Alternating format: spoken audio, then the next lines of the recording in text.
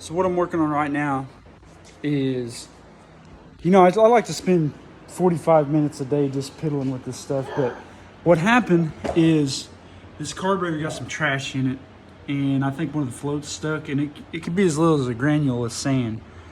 And it's my fault I didn't put a filter on, so I just stuck a filter on. I'm gonna try this one more time before I put an Edelbrock carburetor on it and kind of convert it over, because I like Quadrajets, they work good, but the problem is this is a 73 motor, and that's like an 86 model carburetor. It came off like an 86 El Camino. When I had it on that 350 over there when it was in my Camaro, it ran good, but it wasn't right. And I just don't have the experience with these Quadrajets. And really, I'm kind of, when you have several different projects, you don't have all the time in the world to sit there and just dive in super, super deep. So I think what I'm going to do, I'm going to give it another try. If it's going to start flooding over again, because the idea here is this thing needs to run and work so I can move it around, because I'm getting ready to dig into that. And I'm going to have to move this in and out, while I'm doing stuff. So yeah, and what I should have done, I should have put that filter on it first, because you've got an open gas can, so to say. It's going to get dirt and dust in it, and that stuff's going to travel up through the line and stick your float bowl in your carburetor. So I should have done this. I'm going to give it one more try. If it doesn't work, I'm going to go down and buy a new carburetor and the adapter plate and put it on. And I'm going to do a whole video on that if that comes to that, which I'm pretty sure it's going to. But that's what I'm working on right now. I'm going to see if it'll start and run. So I'm going to have to put gas and all that stuff in it. So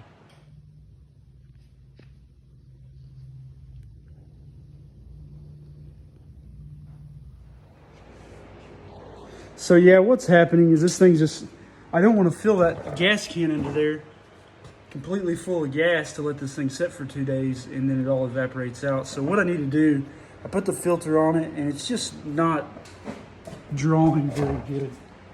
And this does work, but it's not a temporary fix. So what I'm going to do is, it acts like it's not flooding right now. So tomorrow I'm getting rid of this. So that works temporary.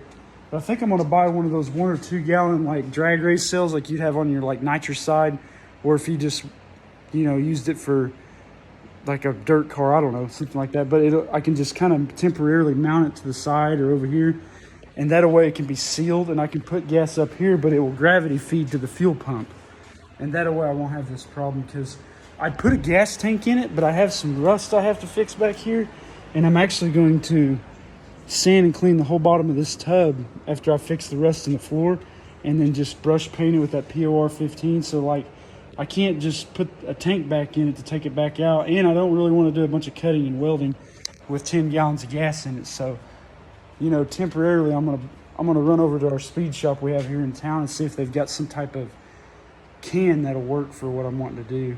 And actually it'll come in handy because I can use it on other deals, and then I've got my engine start stand I started on.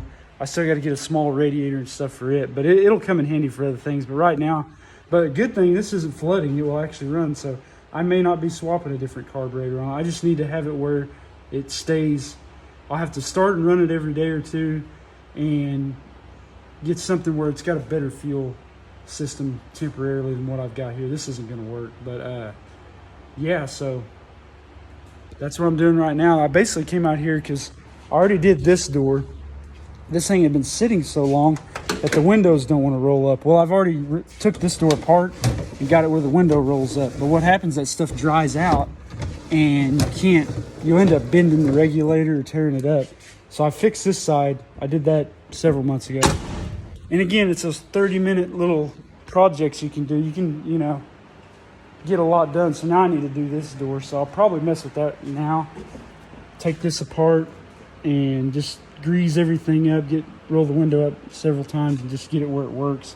And then we'll try to take some screws, because this piece of trim, I'm just going to screw it back to that door panel, because it wants to cut your fingers off when you're trying to roll the window down. But this is just something that you need to think about when you dig these cars out of the woods. Not only you got to get it running, but just take the time, man. You eat elephant one bite at a time. So I'm going to focus on this today, get that where it rolls up and down. That'll be one more thing I've got fixed. Now I will take these doors off and fix the rust that's on them, but that's down the road, man. But yeah, I'm just trying to get it where it starts and runs and I can move it around. But yeah, I'm gonna run to the speed shop and see what I find. So I got this panel ready to come off. Again, I'm gonna fix that. The main thing is just get the window where it works. Remove all the screws, get the door handle out. Let's check it out. Got some of the original markings on it. We'll lean that guy up right there and I'll work with that. Not too bad. Door's in pretty good shape, actually. It's not, it looks way worse than it is. Just got that little bit of rust to fix there, but it's not what I'm working on right now. Like I said, I'm trying to get these windows greased up and these regulators so I don't bend anything. So let me get some penetrating oil and some grease. So yeah, I put a little grease in that track, but that track on that window is looking a little rough-ski. So we're going to just use a little bit of grease here. Let's put it in those tracks. And I know it's rusty and ugly, but can't do much about it right now. Again, I'm trying to do these small bites on this stuff. Let's try to put some grease in there and move it back. Just see how tight that is? I don't want to break it. Yeah, I'll definitely probably be putting another window glass and a regulator in that, but for now, just to make it where the window rolls up, I'll keep greasing it up. All I'm doing is just a little bit of penetrating oil and just a little bit of grease and just trying to get that stuff in there. But like I said, I've done ones worse than this in way worse shape. I don't know how good this quality of this video is going to be, but you just got to kind of keep working it back and forth. There we go. Yeah. And trying to get to those hard to reach spots. There we go. So yeah, that's essentially what I'm doing. So yeah, so now you can see I got up in there in that track, got it greased up pretty decently. Got that regulator kind of as best I can. Got my light down in there. I did spray the door latch assembly. Like I said, all this stuff is dry as a bone. So let me remove this light and we'll see how it rolls up now. Before, like I said, I feel like I was going to break the handle off of it. Still a little tight. There we go. I'm gonna have to roll it up and down several times. Yeah, you just kind of got to go back and forth with it. It's still a little tight, but I'm gonna put a little bit of soften up that seal.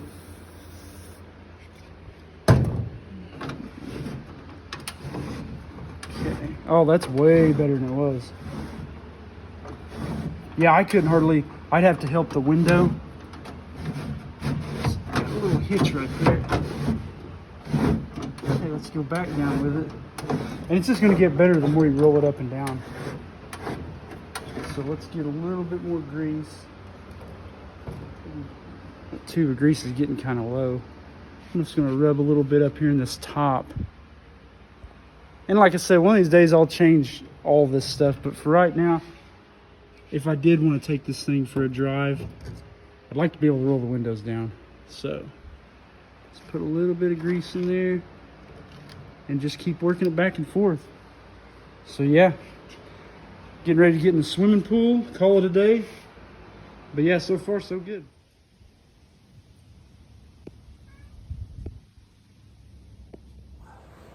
So, took a break from the other truck. Got back on this thing to try to get it back up and going. I was having a problem with the red gas can under the front hanging down. And what would happen is, it's been like 110 degrees here in Oklahoma. And this garage, you know, doesn't have much air movement in it.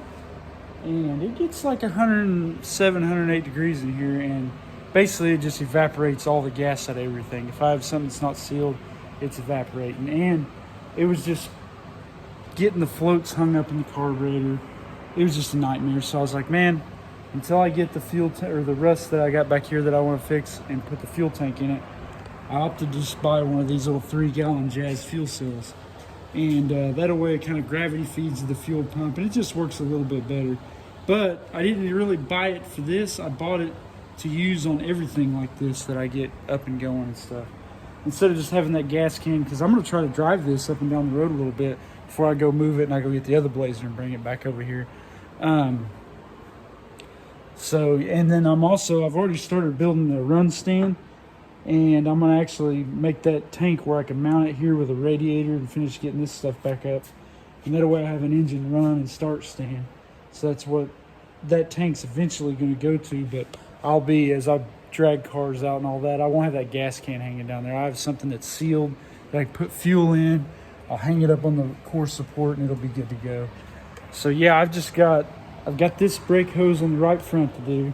If you saw in one of my earlier videos, I've done the left front, got it swapped and everything. So I'm just gonna get this one swapped on the right front.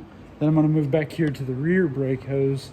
And then once I get that installed, then I'm gonna pull the wheels and put the new wheel cylinders I got on it. And then I'll get the master cylinder out because I'll get Matt over here and we'll bleed the brakes out on this. This thing's got a funky looking master cylinder. I have honestly not seen one like that before. It's got a bolt on the top. Of all the Chevys from the late 60s and all that stuff that I've messed with, I have not seen this at all. Kind of an odd deal if you ask me. So, and it still pumps. I could, I guess, try to put fluid in and see if I can get it to work, but you know, we'll see what I come up with on that. But yeah, the old Quadrajet's still not doing very good. It's trying to flat out on me. I've taken it apart twice and I don't know what's up with it, man. I had the exact same problem with this one as I did when I first got that truck and had a Quadrajet on it. I know they're great carburetors, man. I wish I had one that worked right, and I might buy one. But for now, I'm gonna try to nurse it along with this, but I don't really know what I want to do with this because I thought about buying the Howell EFI because I was gonna put a sniper on it, but my Red Ford's got a sniper, and it works pretty good. But I kind of want one that's got some, like, you know, all the little parts I can get from O'Reilly's for like a 90s model Chevy. I just want to make it super simple, and I want to put this together, shut the hood, and I don't want to open it unless I want to check the oil in it. Like, but it definitely, I like the EFI on some of this stuff, especially the old throttle body style stuff, because it works, man. But this thing needs far more work than that before I even get to that point. So, but yeah, and I've even contemplated too, because I'll put that other Blazer together, and I'm going to take it on a road trip and everything. But I kind of thought about, I've got to do the rockers and I'm going to do the cab mounts on this one. The driver one's really bad. This one's not so much. But if I could just get this stuff solid and get some of the holes fixed back there, I thought about putting a fuel tank in it and mounting the seats back. And then we'll take both the Blazers, like, you know, a good 500-mile round trip and go camping and just shake them down. I mean, this thing is, if this was not rusty, this one, I finished the brakes and put a fuel tank, this thing would run and drive, and I wouldn't have a problem going, you know, a long distance in it. But it does, it needs some work. But it's going to be definitely one of my long-term projects. I really like this truck. Everybody needs an annoying garage cat. But yeah, so I'm going to get on and get that hose changed and try to knock some of this stuff out. And I got the transmission going to go Saturday to get rebuilt.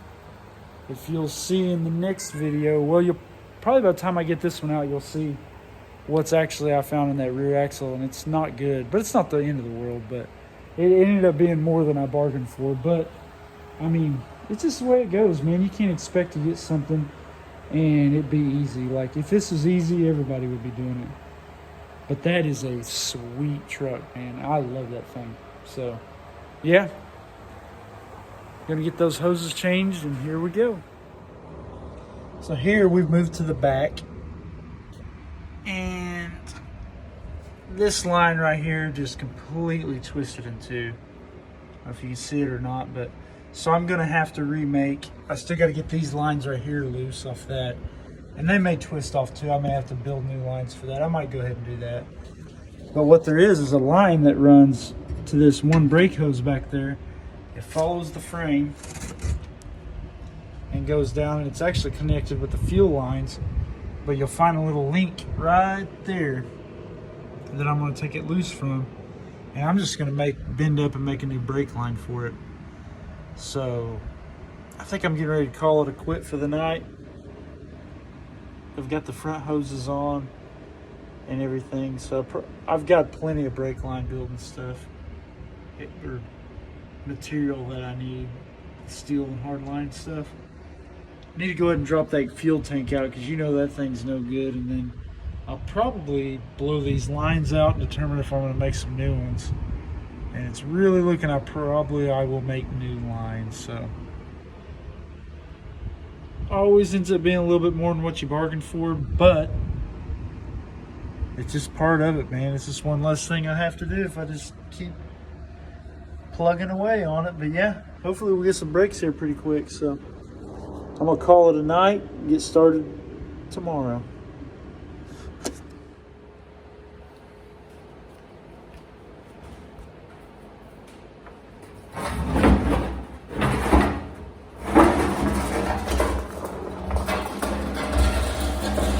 So no joke, I opened the garage up after getting home, went running, and I opened the door and I can't even breathe for the smell of just gas.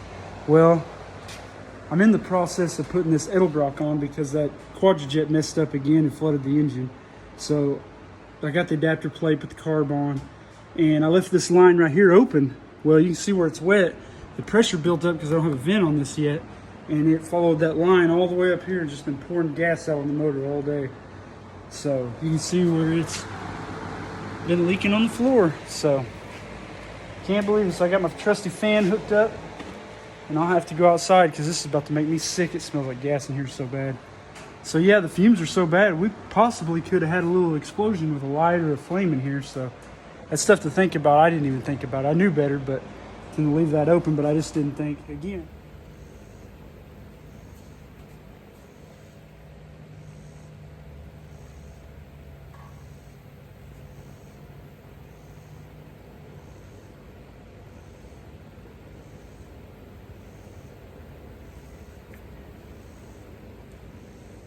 So, quick little video of what I got going on here.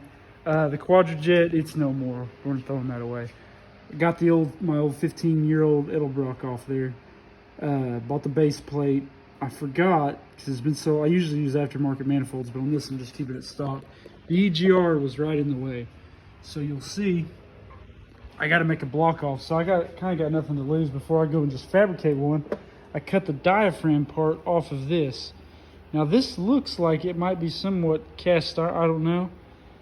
And then, you know, there's that plunger. Well, what's gonna happen is if I don't block that off, it's gonna blow exhaust out this other side. So I was like, hey, what do I got to lose? I'll probably change the intake manifold, but I really don't want to mess with that right now. And I want to see if this works. So I'm gonna break out the old Eastwood 175 here. Let me get it out of the back. And we're gonna try to weld that up. It may not work. It may work. That's what this channel is all about, is trying something. I'm pretty sure it's not going to work, but I just want to try it anyways. But eventually I'll find a used Edelbrock Reformer intake manifold, but not today. I just want to get this thing where it runs correctly and stops. So here we go. We're going to try it.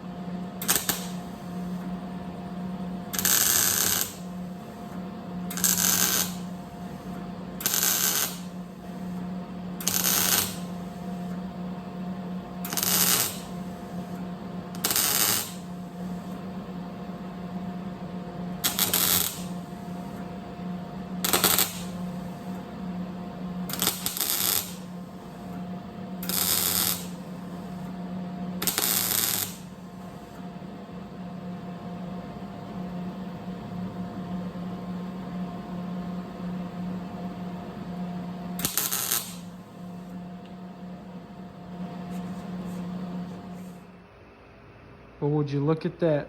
Just look at it. You can definitely tell that I didn't go to a welding school. You can definitely tell that I won't weld anything to make any money. But to get an old rusty piece of crap blazer going, I think it's pretty good.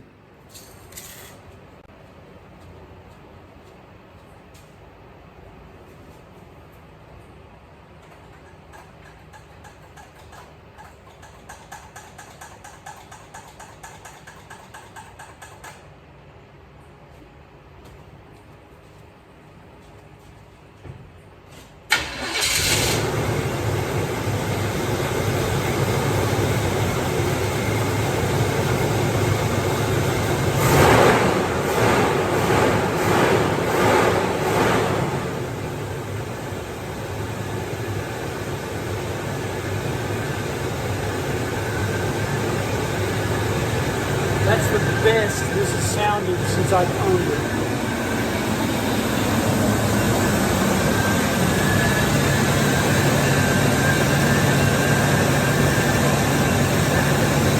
It actually smells like it's got the right air fuel mixture.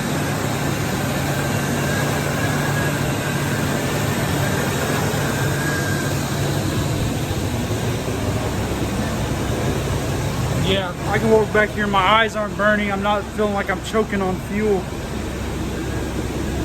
Yeah, definitely way better. And the EGR mod did work.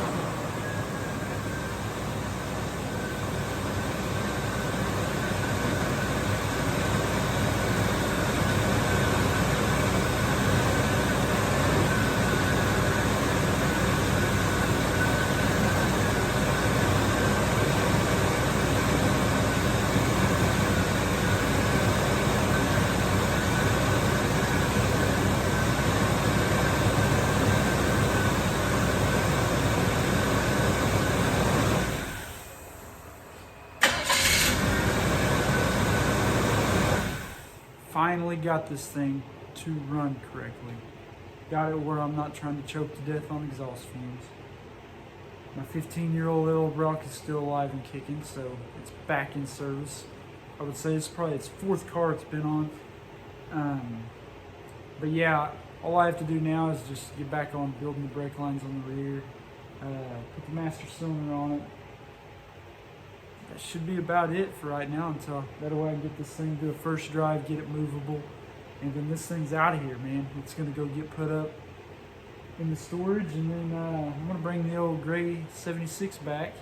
Matt and I's been working on it, mainly Matt. Bought the off-road design frame brace. These things are really bad about busting like the frame behind the steering box.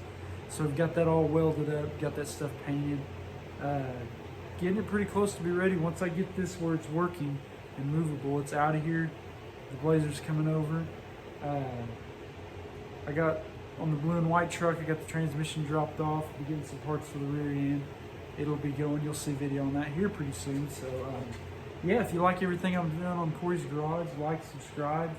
If you're into these junky old cars as much as I am, I think there's going to be a lot more to come. So